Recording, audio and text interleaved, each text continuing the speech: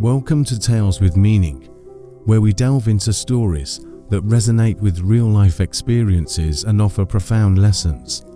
Today, we journey into a story filled with tension, mystery, and an unexpected revelation, a story that challenges the very essence of communication.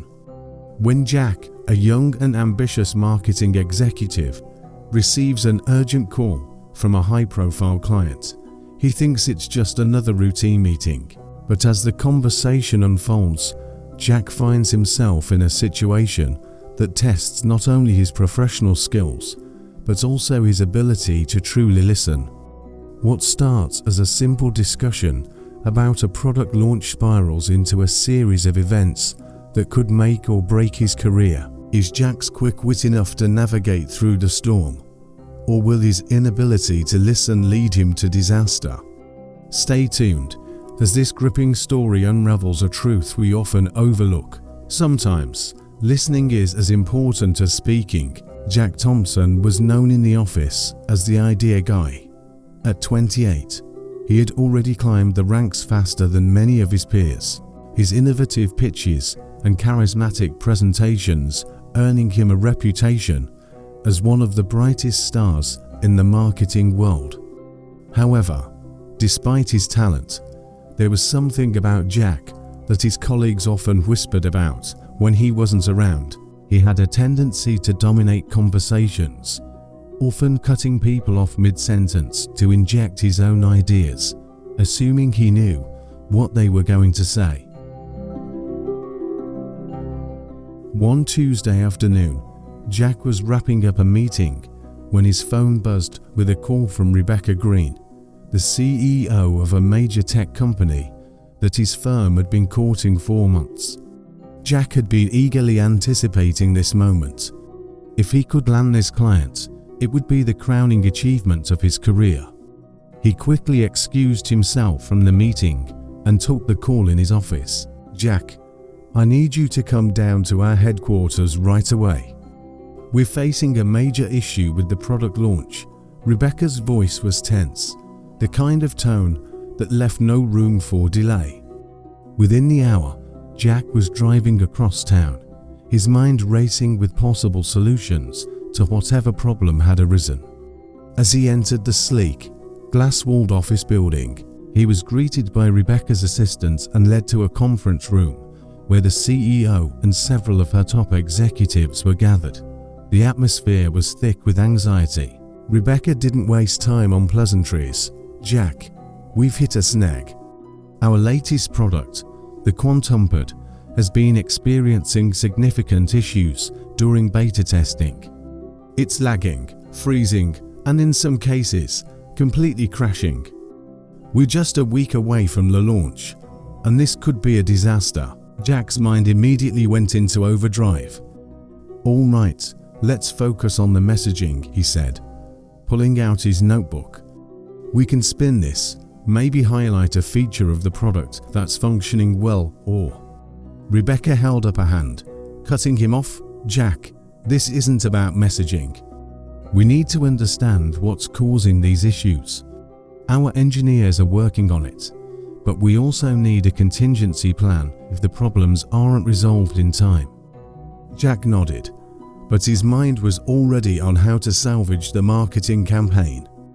"We could prepare a press release that reassures customers. Perhaps offer a free upgrade once the bugs are fixed." Rebecca's expression grew more strained, but Jack didn't notice. He was too busy formulating his next idea. "We can also get influencers to talk about how minor bugs are common in cutting-edge technology. It's all about how we frame it." One of the executives leaned forward, clearly frustrated. "Jack, with all due respect, that's not the issue right now. We need to figure out how to handle the product itself." Jack blinked, momentarily thrown off his stride. "Of course, but the narrative is critical. We can't let the media run wild with this.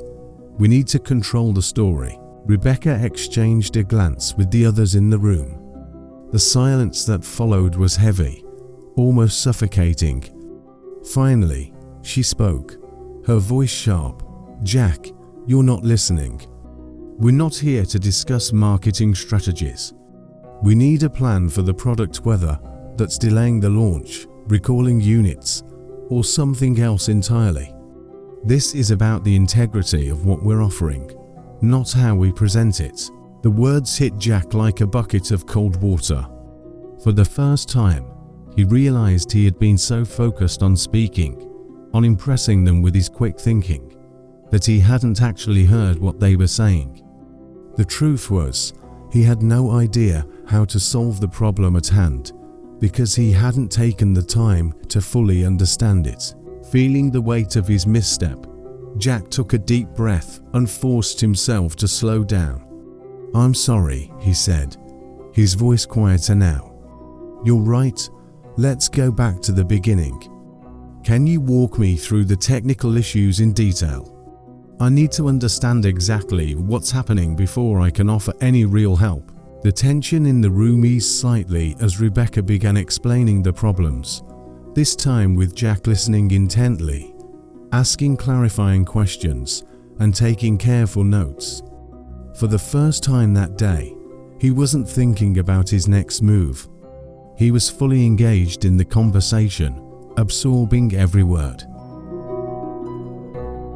As they worked through the details, a clearer picture of the situation emerged. Jack realized that the product flaws were far more serious than he had initially understood. It wasn't something that could be fixed with clever marketing or a positive spin. The only responsible option was to recommend delaying the launch until the issues were resolved. It was a tough call to make, especially given the financial and reputational risks, but Jack knew it was the right one. He presented the idea to Rebecca and her team, not as a defeat, but as a commitment to delivering a product worthy of their brand. Rebecca's response was immediate.